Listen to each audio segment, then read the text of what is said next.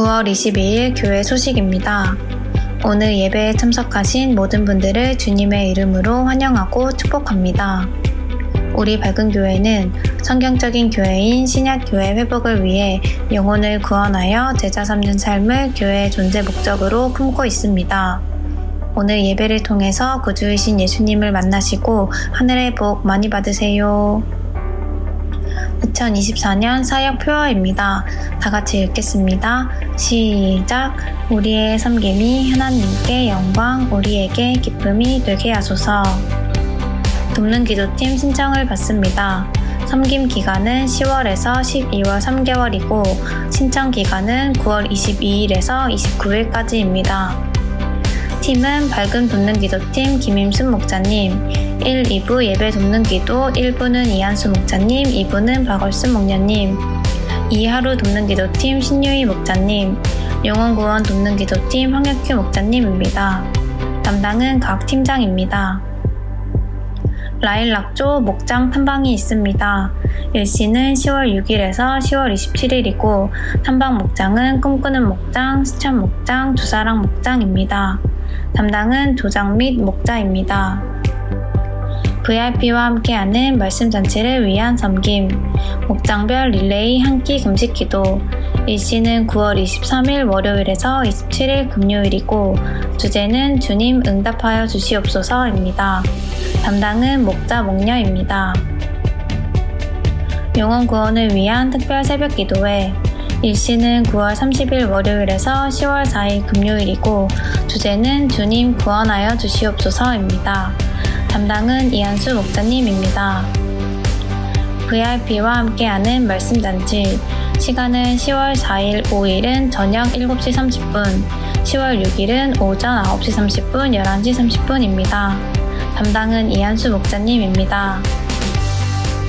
예배 회복이 신앙의 회복입니다. 주일 연합예배, 영적 라이벌, 복음의 승리 9, 믿음의 라이벌, 수요 예배, 왜 성령인가 4, 유연함, 뜻밖의 예정으로 인도하심. 설교 동영상을 보며 말씀의 삶을 살려고 노력합니다. 설교 동영상으로 VIP와 결석한 목원들을 섬깁니다. 돕는 기도 부탁드립니다. 교회를 섬기는 모든 이들에게 지혜와 능력을 부어주셔서 섬김의 열매가 있도록 도와주시옵소서.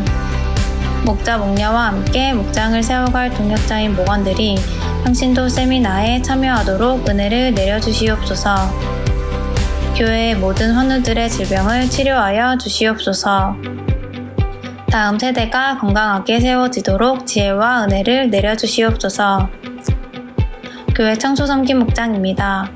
9월 21일에는 3분 목장, 9월 28일에는 용인 목장이 섬겨주시겠습니다. 교회 중직 섬김 목장입니다. 9월 22일에는 쉼터 목장, 9월 29일에는 주닮은 목장이 섬겨주시겠습니다. 항상 교회를 섬기시는 우리 밝은 가족들이 자랑스럽습니다. 암송 구절입니다. 요한일서 4장 4절 말씀 다 같이 읽겠습니다. 시작! 여러분 안에 계신 분이 세상에 있는 자보다 크시기 때문입니다. 요한일서 4장 4절 말씀. 아멘.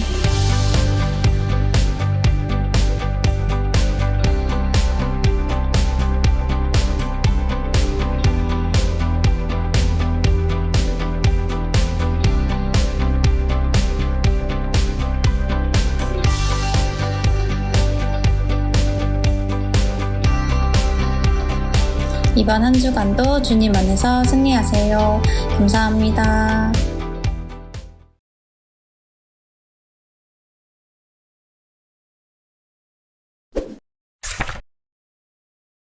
지난주부터 목장 탐방을 이제 시작해서 2 목장을 다녀왔는데 제가 기대한 이상으로 목장을 잘 섬기고 계셔서 얼마나 감사한지 모릅니다.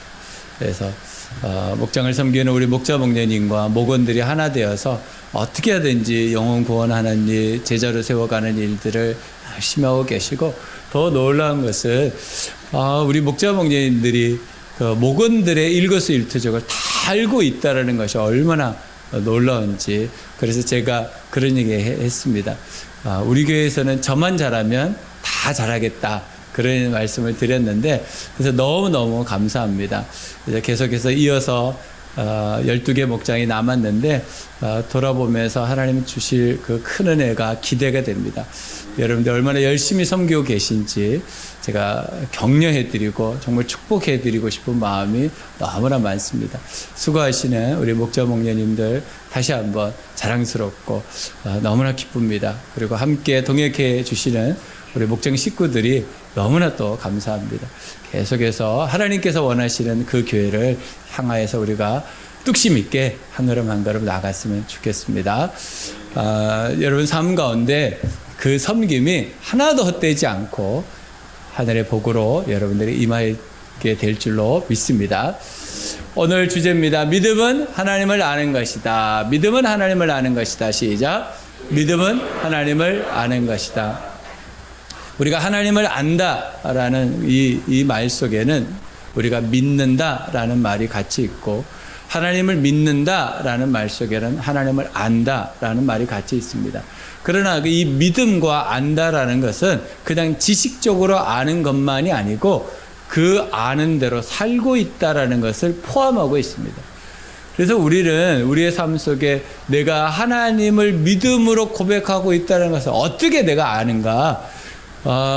내가 말씀 안에서 다른 사람을 섬기고 또 말씀 안에서 내가 하나님을 찾고 하는 하나님과의 관계, 사람과의 관계, 또 자기 스스로가 자기를 점검했을 때 맞아, 나는 하나님하고 지금 가까운 사이지 라고 하면 우리는 믿음 안에 있다라고 압니다. 그런데 이것을 좀 구체적으로 우리의 삶 속에서 알 수 있는 방법이 없을까 생각해 보면 단순하게 알 수 있는 방법은 여러분들이 어느 날 갑자기 기도하고 싶은 마음이 생긴다. 그러면 하나님을 믿고 있는 겁니다. 어느 날 갑자기 여러분들 코에서 콧노래가 나오는데 그게 찬양이면 하나님 믿고 있는 겁니다. 어느 날 갑자기 누군가에 대한 미안하고 잘못된 마음이 있어서 하나님께 회개하는 시간을 가지고 도와달라고 요청하는 시간이 있다면 여러분들은 하나님을 믿는 사람입니다. 이것뿐만 아니라 오늘 여러분들이 아침에 일어나서 오늘 주일이지 예배 드리러 가야지 하고 왔다면 여러분들은 하나님을 믿는 사람들입니다. 그러니까 우리의 삶 속에 내가 하나님을 믿느냐 믿지 않느냐는 굉장히 많은 부분에서 점검을 해볼 수 있습니다. 그래서 우리의 신앙은 어떤 면에서는 다른 사람을 점검하는 것이 아니라 나를 점검하는 시간을 꼭 가져야 됩니다. 근데 눈이 밖에 있어가지고 우리 자꾸 다른 사람을 보려고 하는 욕구가 있습니다. 저 사람은 잘났고 저 사람은 못났고 하는 그런 생각들을 가질 수밖에 없습니다. 그러나 성경은 우리에게 그렇게 사는 것이 아니고 자기에게 대해서는 냉철하고 남에 대해서는 관대함으로 대하라고 이렇게 말합니다. 그래서 갈라디아서에서는 이렇게 나보다 남을 더 낮게 여겨라 이렇게 말합니다. 근데 그것이 쉽지 않습니다. 그래서 하나님께서 눈을 뜨는 것도 가르쳐 주셨지만 눈을 감는 것도 가르쳐 주셨어요. 그래서 다른 사람의 허물이 보이면 그때 눈을 감는 겁니다. 눈을 부릅뜨는 것이 아니고 눈을 감아주는 것. 그래야지 우리가 믿음 안에 설 수 있습니다. 그래서 여러분들이 하나님을 안다라고 했을 때는 하나님을 믿는 사람답게 사는 삶도 포함되어 있다는 것을 꼭 기억하시고 여러분의 삶을 하나님 안에서 잘 살아가시면 좋겠습니다. 그랬더니 바울이 고린도 교인들에게 두 번째 편지를 쓰고 마지막 장에서 이렇게 말하고 있습니다. 여러분은 자기가 믿음 안에 있는지를 스스로 시험해 보고 스스로 검증해 보십시오. 여러분은 예수 그리스도께서 여러분 안에 계시다는 것을 알지 못합니까? 모른다면 여러분은 실격자입니다. 어떻게 해보라고요? 시험해보고 검증해보라. 내가 그리스도 예수 안에 있는지 아닌지를 해보라. 그러니까 신앙생활은 그냥 살아가는 것이 아니고 내 삶이 정말 그리스도 예수 안에 있는지 내가 정말 아는 대로 살고 있는지 시험해고 검증해봐야 된다. 이것이 없으면 우리가 신앙생활 잘한다고 하는데 나중에 허무해집니다. 나 교회 다녔는데, 나 말씀도 배운 것 같은데, 어느 날 갑자기 여러분들에게 허망함과 허전함과 허무함이 막 찾아옵니다. 그건 왜 그런가? 자기를 시험해보지도 않고, 검증해보지도 않고, 그냥 살아간 거예요. 그냥 일주일, 한 달, 1년, 1년 살아서 제가 여기까지 온 거예요. 그렇게 하지 말고, 바울은 고린도 교인들에게, 고린도 교회가 진짜 교회에 일어나는 모든 일이 일어나는 교회가 고린도 교회입니다. 근데 그 교회 성도들에게 마지막 부분에서 하는 것이 이 말이거든요. 그러니까 우리에게도 이것을 적용하면 좋을 것 같습니다. 여러분 삶 속에 여러분의 신앙의 삶, 내가 하나님을 안다고 하는 그 삶대로 내가 살고 있는지 시험해보고 검증해봐야 됩니다.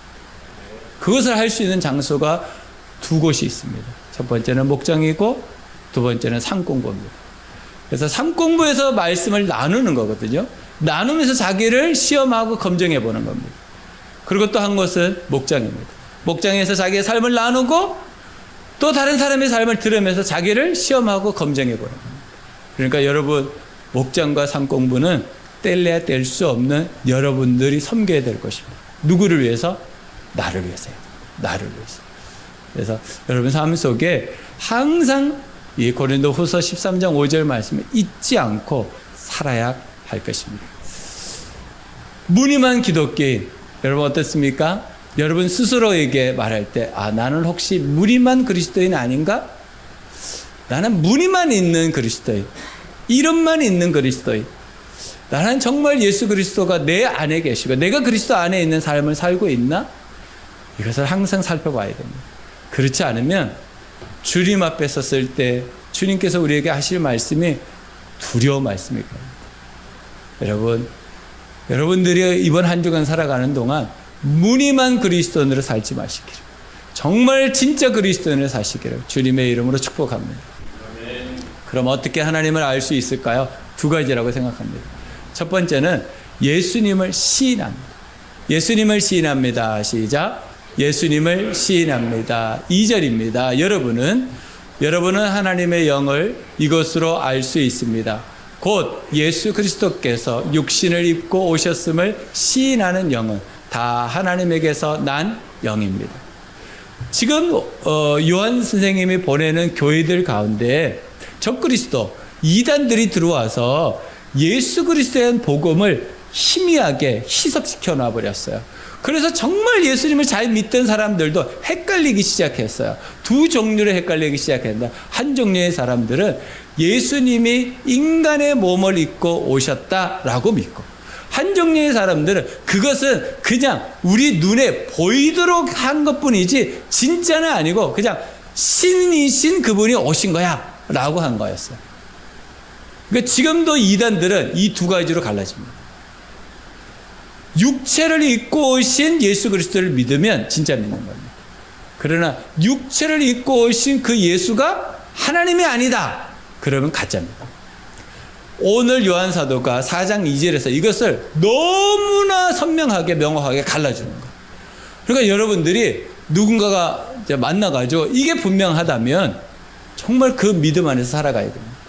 무엇이 분명해야 됩니까? 예수님이 하나님이십니다. 100% 신입니다. 그리고 100% 인간의 몸을 입고 오셨다는 것을 믿을 때 그 사람은 하나님의 영이 있는 사람, 구원을 받은 사람이라고 이야기하는 것입니다. 그렇다면 우리가 질문해야 돼요.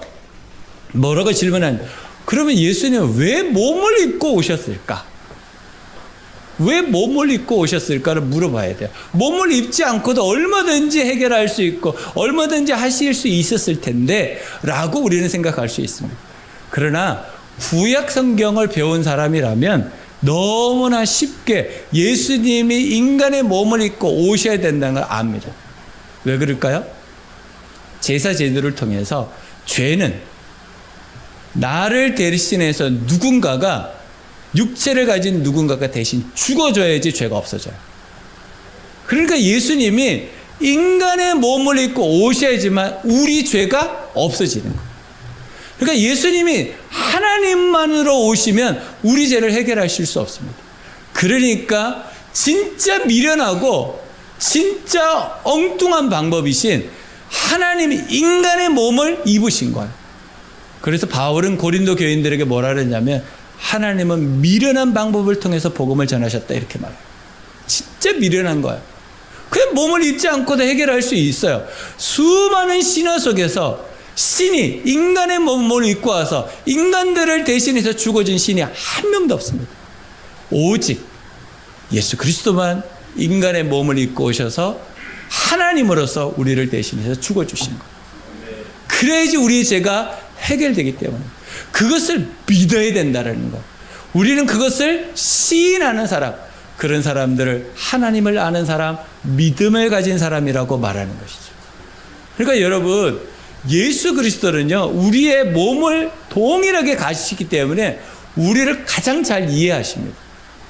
33살에 모든 사람 앞에서 벌거벗김을 당하셨어요. 여러분, 33살에 벌거벗김을 당한다. 이거는 진짜 수치스러운 일. 정말 수치스러운 일. 그것도 자기가 만든 피조물들 앞에.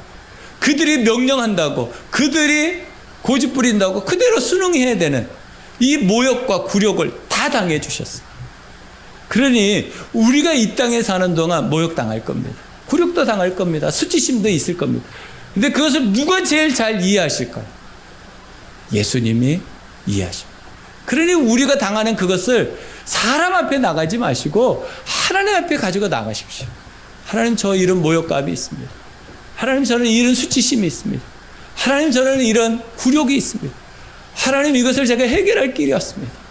저를 잘 이해하시고 공감해 주시는 주님, 저를 이해해 주시고 공감해 주셔서 내가 주님 앞에서 온전히 살아갈 수 있도록 도와달라고 기도해야 될 것입니다. 예수 그리스도께서는 이 땅에 오셔서 머리부터 발끝까지 모든 육체의 상처를 당해 보셨습니다. 뿐만 아니라 예수님의 창에 찔리셨다라는 것을 압니다. 여러분, 보통 창 끝의 길이가 30cm에서 45cm입니다. 그렇게 깁니다, 사실. 그러면 30cm 정도가 우리 몸에 들어오면요, 관통된다는 거예요. 여러분, 창이 우리 몸에 들어오면 우리 몸에 있는 내장들이 어떻게 될까요? 내장들이 싹싹 피해가지고 창을 피해서 갈까요? 들어오는 순간 내장이 다 잘라집니다. 그리고 군에 갔다 오신 분들은 알겠지만, 총검술 배우신 분들은 알 거예요. 찔러가지고 그냥 빼지 않습니다. 찔러가지고 그냥 빼면 내장이 다 걸려서 빠지지가 않습니다. 그래서 찔러가지고 돌려서 뺍니다. 그래야지 떡 빠집니다. 그러니까 창을 찔러가지고요, 돌려서 빼는 거예요. 그러면 들어갈 때 잘리고 나올 때 잘리는 거예요. 그 고통을 머리부터 발까지 다 당해 주신 거예요, 예수님. 그러니까 우리가 인생을 살면서 당하는 고통들 있잖아요. 몸의 질병들. 누가 제일 잘 이해하실까? 예수님이 가장 잘 이해하십니다. 그러니까 그 예수님이 인간의 몸을 입고 오셨기 때문에 그 모든 고통을 아시는 거예요. 예수님은 무덤까지 가셨어요. 영적인 고통을, 인간의 가장 낮게 있는 영적인 고통, 그 어둠까지 경험하십니다. 그러니까 우리가 당하는 영적인 어둠, 그 고통을 누가 제일 잘 이해하시냐면 예수님이 가장 잘 이해하십니다. 그러니까 우리가 인격적으로 당하는 것이나 육체적으로 당하는 것이나 영적으로 당하는 그 모든 것을 이해하시는 분이 예수님이십니다. 그래서 육체로 오신 겁니다. 우리를 구원하시기 위해서, 우리를 이해하시기 위해서, 우리를 도와주시기 위해서 육체를 입고 오셔야지만 했던 것입니다. 그러니 우리가 예수님을 시인한다는 것은 우리에게 유익입니다. 내 모든 것들을 아시고 나를 도와주실 수 있는 분, 내 모든 상황을 아시고 나를 도와주실 수 있는 분. 예수님은 뿐만 아니라 죄가 있었습니까? 예수님은 아무 죄도 없었습니다. 이 땅에 와서 병든 사람을 고쳐주고 죄인들을 구원하고 복음이 없는 사람에게 복음을 전하시면서 그들을 구원하시려고 했지만 억울한 누명을 쓰고 십자가를 지셨습니다. 우리가 이 땅에 살면서 억울한 일 당할 수밖에 없잖아요. 여러분, 억울한 일 안 당할 방법이 있습니까? 없습니다. 무조건 억울한 일을 당합니다. 그 억울함을 누가 제일 잘 아실까? 예수님이 제일 잘 아십니다. 그러니까 여러분들 안에 있는 이 억울함, 이 원한, 이 분노 누구에게 풀겠습니까? 사람에게 풀면 안 됩니다. 하나님 앞에 나가야 풀어야 됩니다. 이걸 누가 제일 많이 했습니까? 다윗이. 시편을 보면 다윗이 가장 많이 했습니다. 하나님, 나에게 이 억울함을 준 저 사람들이 망하게 해주십시오. 자기의 감정을 하나님 앞에서 쏟아놓았어요. 그리고 그 억울함을 하나님 풀어주셨어요. 여러분 안에 있는 억울함 누가 제일 잘 아시냐면 주님이 제일 잘 아십니다. 여러분들 안에 있는 것들. 그러니 주님 앞에 나가십시오. 주님을 시인하며 주님이 여러분을 시인하시고 주님 앞에 용서를 구하며 주님이 여러분을 용서해 주십니다. 그래서 우리가 주님 앞에 살아갈 때 하나님을 아는 사람, 믿음의 사람이라고 말하는 것입니다. 그래서 우리는 이것을 해야 합니다. 의심하지 말고 질문하라. 같이 해볼까요? 시작. 의심하지 말고 질문. 우리에게는 의심으로 오는 것들이 너무나 많습니다. 왜냐하면 어제도 우리가 목장 선방을 하는데 어떤 분이 그런 얘기 하시더라고요. 이유도 알 수 없는 고난과 고통이 우리에게 있다. 여러분, 나는 잘못한 게 없고 나는 이런 질병에 걸릴 거라고는 생각도 못하고 이런 어려운 상황과 여건, 환경이 있을 거라는 기대도 하지 않았는데 그런 일이 벌어져요. 이유가 없어요, 내 입장에서는. 그런데 이유는요, 지나고 나면 알게 돼요. 지금은 잘 몰라요. 우리 아버지가 왜 알코올 중독자로 우리를 그렇게 괴롭혔는지 저는 그때 몰랐어요. 그래서 어떻게 했냐면 제 기분대로, 제 마음대로, 제 감정대로 했단 말이에요. 근데 지내놓고 보니까 그 아버지가 저를 위해서 필요했더라고요. 그 아버지가. 그때는 몰라요. 이유를 몰랐어요. 근데 지내놓고 보니까 이해를 하겠더라고요. 하나님의 계획이었다는 거예요. 여러분, 우리의 삶 속에 의심의 요소들이 있습니다. 그러나 의심하지 말고 질문하십시오. 하나님, 어떻게 할까요? 주님, 왜 이렇습니까? 가르쳐 주십시오. 그러면 우리의 시간표와 하나님의 시간표가 다르거든요. 하나님의 시간표, 그 시간에 가르쳐 주실 거예요. 알게 하실 거예요. 이해하게 하실 거예요. 수용할 수 있는 은혜를 주실 거예요. 그러니 그때까지 예수님을 시인하면서 버티셔야 됩니다. 버티셔야 돼요. 이해가 안 되니까. 욥이 자기를 이해했습니까? 이해가 안 돼요. 어떻게 이런 일이 나에게 벌어질 수 있는? 버텨야 됩니다. 그러니까 의심하지 말고 주님 앞에 나와서 질문하십시오. 그럼 주님께서 여러분들을 가르쳐 주시고 인도하시고 도와주실 겁니다. 디모데후서 3장 1절로 5절 말씀은 지금 이 시대를 살아본 사람처럼 바울이 기록하고 있습니다. 지금 이 시대를 살아보지만 2000년 전의 바울이 2000년 후에 일어날 일들을 너무나 명확하게 기록하고 있는 것이 디모데후서 3장 1절로 5절 말씀입니다. 우리 같이 읽어보도록 하겠습니다. 그대는 이것을 알아두십시오. 말세에 어려운 때가 올 것입니다. 사람들은 자기를 사랑하며 돈을 사랑하며 뽐내며 교만하며 하나님을 모독하며 부모에게 순종하지 아니하며 감사할 줄 모르며 불경스러운. 어떻습니까? 2000년 전에 바울이 디모데에게, 에베소 교회를 섬기고 있는 디모데 목사에게 보낸 편지인데 2000년 전이나 지금이나 같지 않습니까? 가면 갈수록 더 놀라운 일이 벌어집니다. 3절입니다. 무정하며 원한을 풀지 아니하며 비방하며 절제가 없으며 난폭하며 선을 좋아하지 아니하며 배신하며 무모하며 자만하며 하나님보다 쾌락을 더 사랑합니다. 정말 이렇게 살고 있습니다. 그런데 문제는 바울이 디모데에게 보낸 거예요. 그런데 디모데에게 보낼 때는 디모데가 섬기는 에베소 교회에 이런 일이 있었다. 교회 안에, 예수를 믿는 사람 안에 이 일이 있었다는 거예요.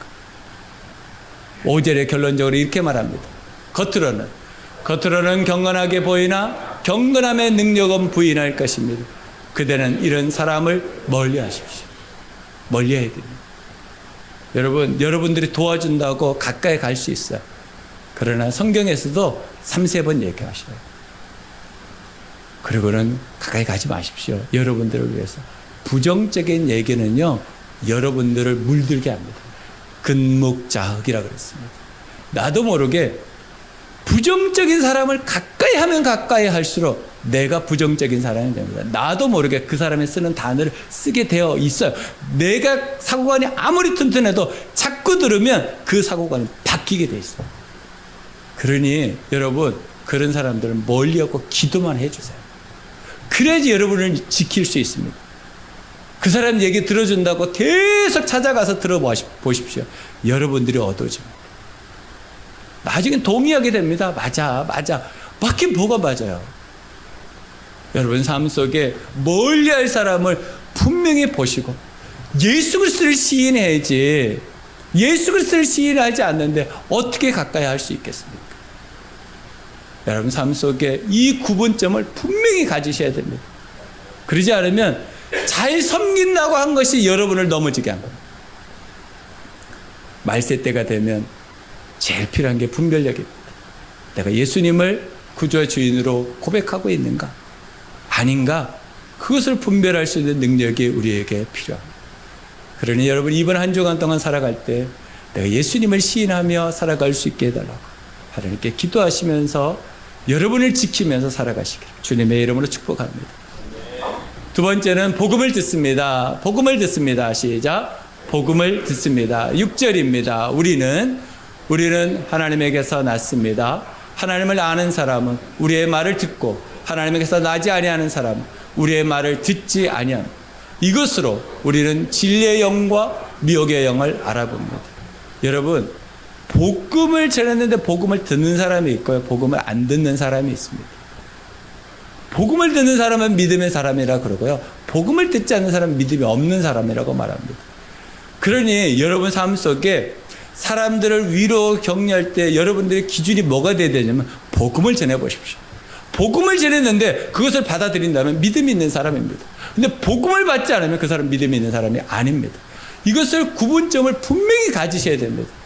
그냥 좋게 좋은 거다, 우리가 세상 사람이 아니잖아요.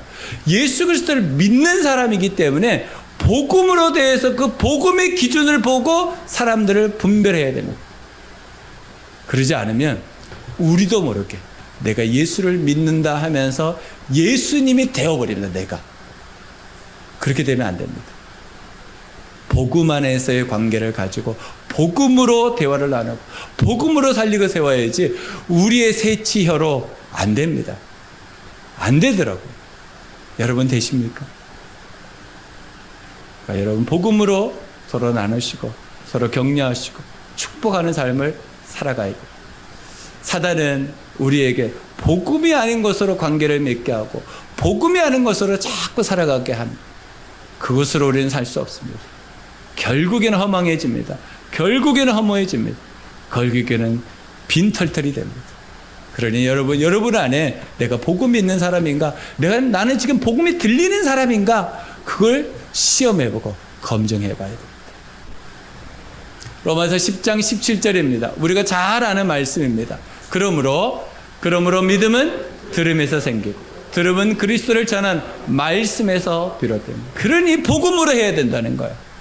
복음으로 하지 않으면 상담해 준 것 같고 된 것 같지만 다시 돌아옵니다. 얼마나 많이 우리가 이런 실수들을 많이 합니까? 그래서 복음으로 여러분 해야지 그 사람이 삽니다.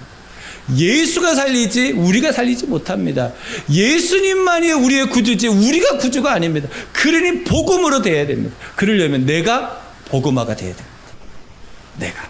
내가 복음화가 되지 않으면 누구에게도 복음을 어떻게 전하겠습니까? 요한복음 10장 4절에서 5절 말씀에는 우리와 하나님과의 관계, 우리와 예수님의 관계를 목자와 양의 관계로 잘 설명해 주겠습니다. 4절입니다. 자기 양들을 다 불러낸 다음 그는 앞서서 가고 양들은 그를 따라간다. 양들이 목자의 목소리를 알고 있기 때문이다. 양들은 결코 낯선 사람을 따라가지 않을 것이고 그에게서 달아날 것이다. 그것은 양들이 낯선 사람의 목소리를 알지 못하기 때문이다. 여러분, 양이 목자의 음성을 어떻게 알 수 있었을까요? 딱 태어나자마자 목자의 음성 알아듣고 순종했을까요? 아니요. 양은요, 끊임없이 지속적으로 목자의 음성을 들은 겁니다. 이리 와, 이거 먹어, 기다려. 끊임없이 반복을 통해서 양이 목자의 음성을 알아듣게 됩니다. 그리고 목자는 양의 음성을 어떻게 알겠습니까? 저 1번 양이 우네, 100번 양이 아프네, 50번 양 목소리가 안 들려. 어떻게 알겠어요? 계속 들어보면. 그러니까 우리가 하나님의 음성을 계속 듣지 않으면, 복음을 계속 듣지 않으면 우리가 하나님의 양인 것 같지만 하나님의 음성 모릅니다. 그러면 어떻게 삽니까? 내 마음대로 삽니다. 그냥 무늬만 하나님의 자녀입니다. 그렇게 우리가 살아가서는 안 되겠죠. 하나님의 음성을 듣고 또 듣고 또 듣고 또 들어야 됩니다.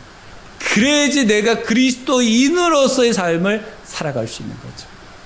이왕 그리스도인으로 하나님 구원해 주신 거 제대로 그리스도인답게 살아야 되지 않겠습니까? 그러려면 주님의 음성을 듣고 또 듣고 또 듣고, 안다, 저 이제 다 알아요, 하지 마시고, 여러분 겸손하게 말씀을 배우시고 겸손하게 그 말씀 앞에서 살아가시기를 주님의 이름으로 축복합니다. 그럼 어떻게 한 주간을 살아야 할까요? 첫 번째는 오심기도를 암송합니다. 오심기도는 참 좋은 기도문입니다. 여러분들을 시험하고 검증할 수 있는 좋은 내용으로 되어 있습니다. 그래서 이 시간 우리 같이 한번 해보려고 합니다. 나는 죽었습니다. 시작. 나는 죽었습니다. 자가 주인이 아니고 예수님이 저의 주인이십니다. 예수님은 십자가에서 죽으시고 부활하셨습니다. 부활하신 예수님 따서 간증합니다. 사랑하는 가족과 함께 영광스러운 승리를 노래하는 복음이 그 안에 응축되어 있는, 그러니까 이것을 계속 고백하는 것은 우리에게 유익합니다. 나를 시험하고 나를 검증해 볼 수 있는, 내가 죽었나 살았나 자꾸 보셔야 돼요. 살아있으면 또 외치십시오. 나는 죽었습니다. 죽었다니까, 죽었다고 계속 얘기해줘야 알아들어요. 안 그러면 언젠가 또 살아나가지고 막 활보하고 다녀요. 그리고 믿음을 선물로 달라고 기도하십시오. 하나님 저에게 믿음을 선물로 주십시오. 교회는 다니는데 성경은 배운 것 같은데 내가 예수님을 아는 것 같은데 믿음이 없어요. 믿음을 달라고 기도할 때는 꼭 1대1로 나가서 독대의 기도를 하시는 게 좋습니다. 그래서 여러분이 조용히 하나님께 나가서 질문하시고 또 기다리시고 또 질문하고 기다리시고 믿음을 달라고 여러분 꼭 기도하는 시간을 가지시기 바랍니다. 세 번째는 성경 지식을 배우고 익히는 일에 여러분 최선을 다하셔야 됩니다. 그래서 상공부가 있다 그러면 무조건 신청하려는 마음이 있는 게 정상입니다. 이번엔 패스, 이 마음은 아닌 것 같아요. 왜냐하면 하나님의 말씀이 있어야지 여러분이 버티지, 말씀이 없으면 내가 버팁니다. 나는 잘 못 버팁니다. 말씀이 버티지. 그러니까 예수님을 시인하고 정말 복음을 들으려면 여러분 성경을 배우고 익히는 일에 최선을 다하셔야 돼요. 그래야지 여러분들이 하나님 앞에 섰을 때 참 잘했다 충성된 종아 라고 칭찬받게 될 것입니다. 이번 한 주가 여러분 삶 속에 정말 예수 그리스도로 말미암아서 승리하는 한 주간의 삶을 사시기를 주님의 이름으로 축복합니다. 기도하겠습니다.